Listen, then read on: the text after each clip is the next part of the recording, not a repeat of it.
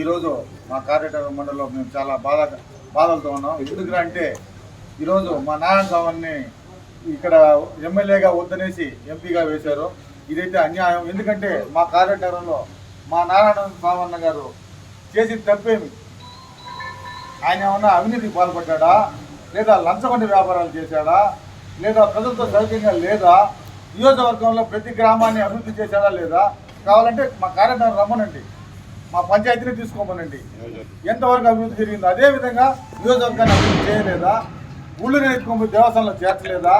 అదేవిధంగా 50 బెడ్ హాస్పిటల్లో మా నియోజకవర్గంలో ఎక్కడా లేకుండా ఇక్కడ 2 తీసుకోవడం ఆయన తప్ప. అదేవిధంగా కార్యకర్తలకు ప్రతినిత్యం అందుబాటులో లేదా? పార్టీ అభివృద్ధి కోసం నిరంతరం కృషి చేస్తూ గడప గడపకి అంత వయసులో కూడా ఎవరూ తిరగకపోయినా కూడా ఆయన ప్రతి ఒక్క మండలం, ప్రతి ఒక్క గ్రామం, ప్రతి ఒక్క పంచాయతీకి, ప్రతి ఒక్క ఇంటికి గడపడవ తప్పిన నారాయణ స్వామి కాదా?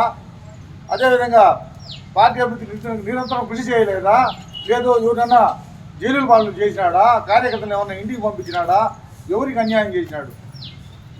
మాకు నారాయణ స్వామి ముద్దు, వేరే వాళ్ళైతే వద్దు. వేరే వాళ్ళకి ఎవరికైనా ఇచ్చేది కాబట్టి మేము మూకుమ్మడిగా పార్టీకి కాకుండా పార్టీ సభ్యత్వానికి సర్పంచులు కానీ ఎంపీటీలంతా మేమంతా కూడా రాజీనామాకి సిద్ధంగా ఉన్నాం.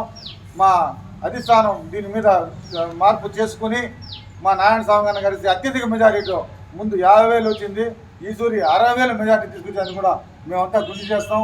ఆయన గెలిపించుకోవడానికి మేమందరం ఒక అడుగు ముందులో ఉంటాము కాబట్టి మాకు నారాయణ స్వామికి ఎమ్మెల్యే సీట్ ఇవ్వాల్సిన కోరుతున్నాము అధిష్టానాన్ని.